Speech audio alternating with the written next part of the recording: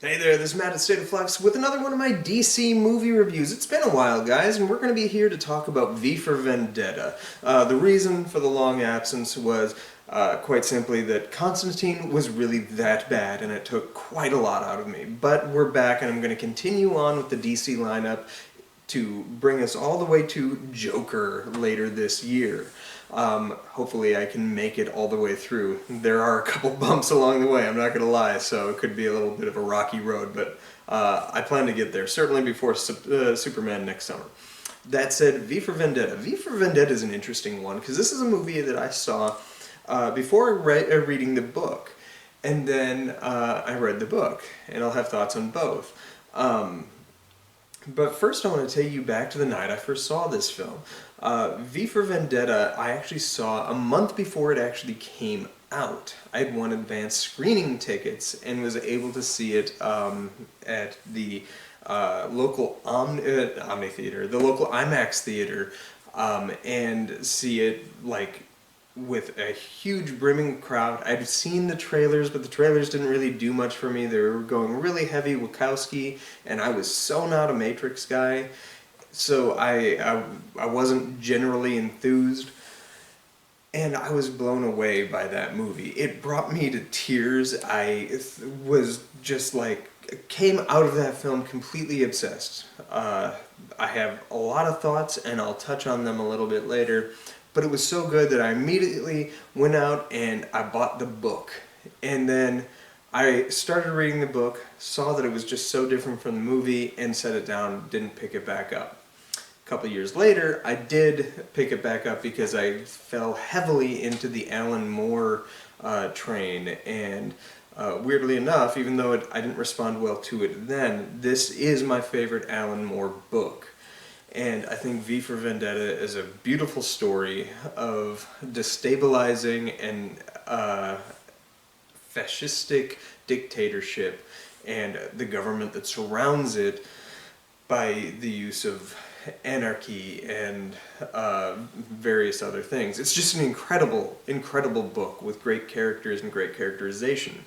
But what strikes me every time I see the movie and read the book is how two pieces of media can be so radically different while having the exact same story.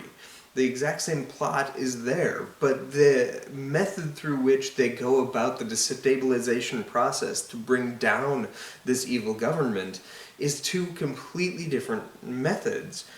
And I don't think either is worse than the other. I will say, to the movie's detriment, the movie is very poorly paced. I think you have a really rousing beginning couple of scenes, like the first half hour or so is just enough to pull you in, and then it hits long lulls, and there's nothing bad in there. It's just not paced well.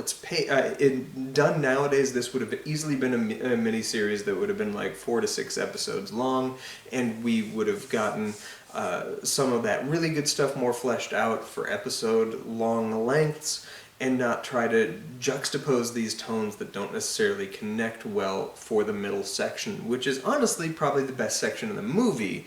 It just doesn't jive as well with the front and back half. That being said, this is an incredibly strong film, easily the best thing the Wachowskis have ever had their name attached to. And like, I've liked some of their movies in the past, namely Bound I think is quite good. But this is, I think, the best thing that they have contributed to the landscape of film besides the technologies and of the Matrix.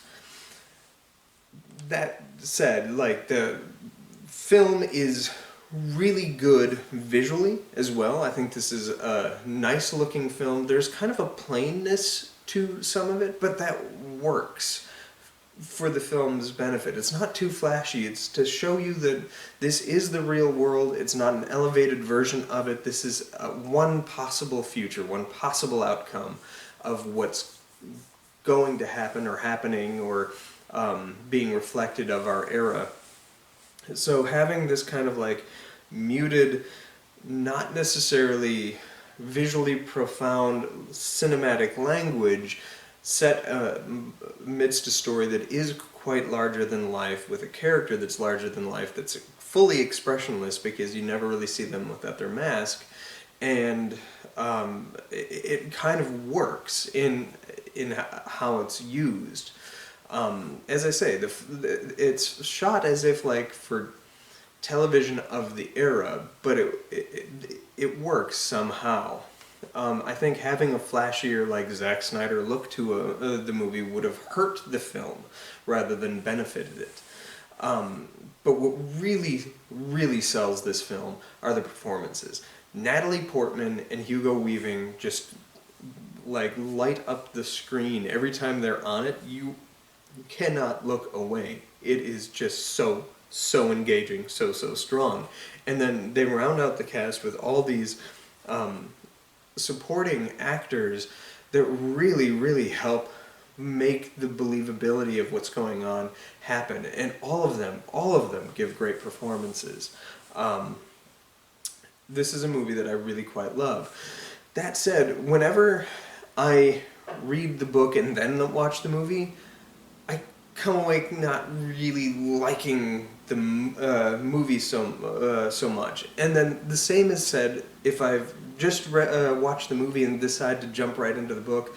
I have a hard time getting into the book because the two go about things so differently that they're kind of in conflict with each other while supporting the same ideals. And that's really confusing. The only time I've ever seen something even remotely similar to this is Jurassic Park.